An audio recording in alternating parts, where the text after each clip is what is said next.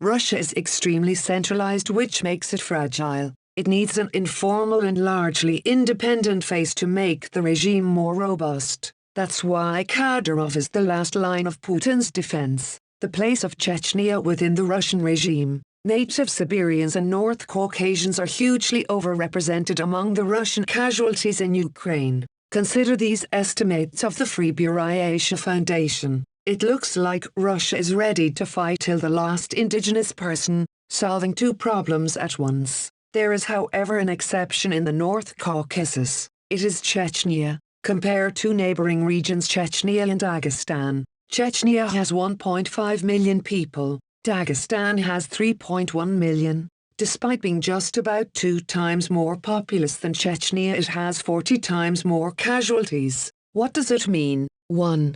Dagestan is fighting the regular Russian army, comprising disproportionate number of troops and of casualties in Ukraine. 2. Chechens do not fight in the regular Russian army. Whatever badges they have, it doesn't matter. They are the Kadyrov's personal army. It's very important to understand the difference between the authority-based formalized and bureaucratic Russian army and the power-based informal Chechen army. Of course, Chechens have some kinds of documents and badges, but in the Chechen army it doesn't matter at all. Among from Kadyrov's 3 top aides, it is Delimkanov who is constantly seen in Ukraine. Notice that Kadyrov didn't send the lord who commands his army or the patriot who commands his personal guard. He sent Delimkanov, who leads his personal team of assassins in Moscow. In normal times the lord and the patriot stay with Kadyrov in Chechnya. They have job there, but Delimkanov normally stays in Moscow as an MP of the Russian parliament. He doesn't show up in parliament often,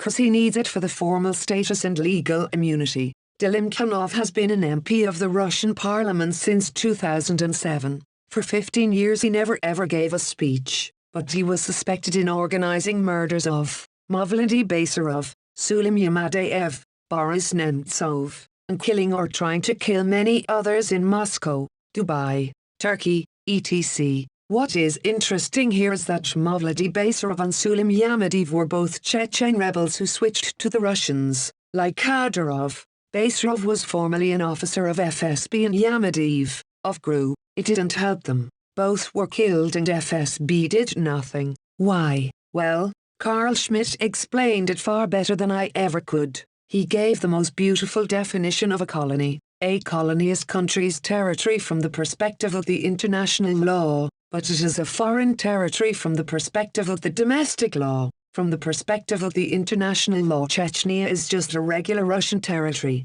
From the perspective of Russian formal law, too. But nobody in Russia thinks this way. Not a single person believes that Chechnya is really Russia. While Russian formal law and the international law, Chechnya is Russian territory, Russians really view it as a foreign territory, which makes it a classic colony according to the Carl Schmitt's definition. It is a personal kingdom of Kadyrov and personal vassalage to Putin. It is personal Kadyrov's vassalage to Putin that explains the special status of Chechnya within the Russian Federation. Kadyrov proclaimed himself a Putin's infantryman and stressed that he is loyal only personally to Putin and to nobody else. That's personal informal relation. It's clear why Kadyrov needs this relationship. It's the sole basis of his power. Without Putin he won't live for long. But why Putin needs it? Well, Russia is so formal and authority-based structure that you need some informal power-based element within to keep power.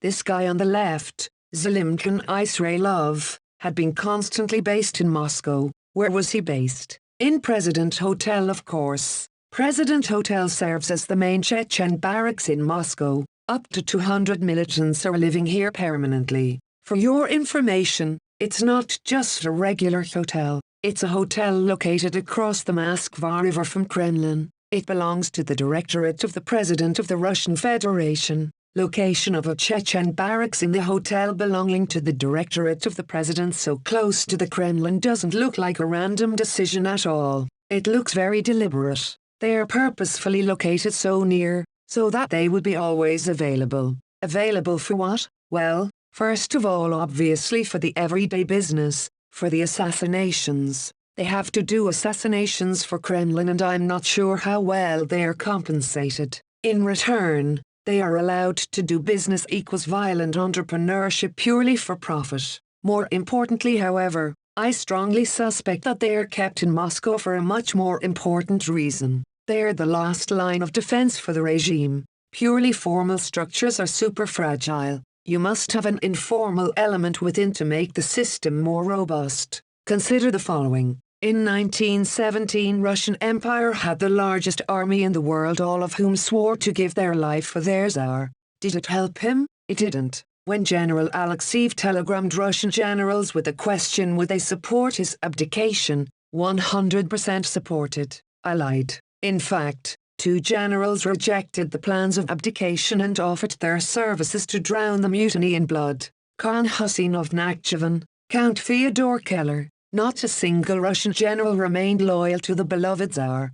Only an Azeri Shia and a German Lutheran did. Now consider 1991. Where were the Soviet officers who swore to give their life for the socialism? Here you see as they are dismantling Dzerzhinsky's monument in front of the KGB FSB HQ. It's full of armed KGB officers who worshipped Dzerzhinsky. Not a single one intervened. We have a paradox. In 1917, Russia had the largest army in the world, and in the 1991 the second largest. In 1991 it also had the largest and strongest state security, with the entire Moscow and nearby filled with operatives and special forces. Not a single one lifted a finger. That's the paradox of a hyper-centralized regime. It looks robust on a surface, but it's not robust, it's just hard. In reality, it's fragile. And the more centralized it is, the more fragile it becomes. Centralization extirpates any agency,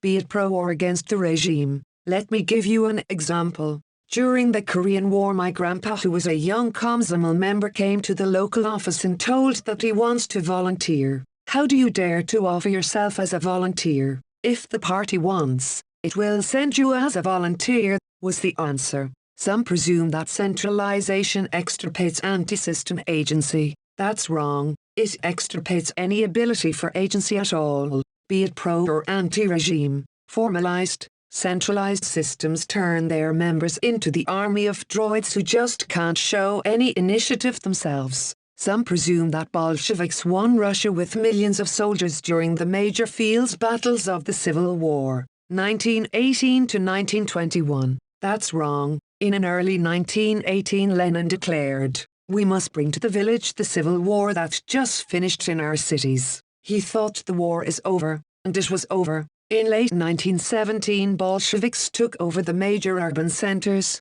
most importantly Moscow and St. Petersburg, with only hundreds of militants. After they did that, it was almost impossible to defeat them. After that, they had total superiority till the end of the war. Interestingly enough, Moscow, St. Petersburg and other major cities had tens of thousands of decommissioned or serving officers, not counting the file and rank. They were many times more numerous than the Bolsheviks, and they did nothing. Most of them were shot later. Reading the memories of the very first days of the Soviet era is funny. Like Bolsheviks took control of a southern city, the Cheka secret police ordered all the officers to register, and they indeed came to the Cheka to register. It was winter. The queue for the registration was long. Officers argued and quarreled for the places in that queue. They were many times more numerous than Cheka operatives. If they just dared, they could capture the Cheka, but they didn't. I couldn't look at those cowards. Calling them cowards may not be fair. Most fought in a war and risked their lives, but they did it under a formalized and centralized system which extirpated their agency. Once the system has fallen, the military turned into sheep and obediently came to register for the execution. Let's sum up. Observers are wrong about the super-centralized regimes when they think they command loyalty. Nope. They command obedience, which is totally opposite. An obedient person will be obedient to anything, as 1917 and 1991 showed most spectacularly. Mughals understood that. Consider that there were 2 large ways of promoting the Hindus to the upper ranks, first under Akbar and then under Aurangzeb. What is interesting is that Akbar predominantly promoted Rajputs and Aurangzeb, Marathas. They promoted those they fought with. Of course, Akbar and Aurangzeb's decision to promote their hard enemies was largely motivated by the desire to get rid of such an enemy, but it could be also motivated by a desire to gain truly useful vassals, worked with Rajputs. Ultimately, you can rely only on what can resist. Putin's decision to create a vassal kingdom out of Chechnya can be motivated by very similar considerations. Chechens proved they can resist, therefore, they can be relied upon. Russians on the other hand are too obedient and thus are unreliable. They'll be obedient to anyone. This line of reasoning could explain the decision to quarter the Chechen barracks across the river from the Kremlin. When Putin's power is shaking, the army won't help, and even the FSB and FSO might not help, not in a sense that they rebel but in a sense that they'll wait who wins. Yeah, they can give their word that they'll support you under any circumstances, but their fathers took an oath of fealty to defend the socialism at the cost of their life, and the oath of a Russian officer is a white noise. It's not worth a damn and Putin knows it. Chechens in President Hotel are different, not in a sense that they worship Putin, that's simply not true. They are often mocking him privately, but they, 1. Have agency, unlike Russians, 2. Have no choice, unlike Russians, which makes them Putin's last line of defense. End of thread.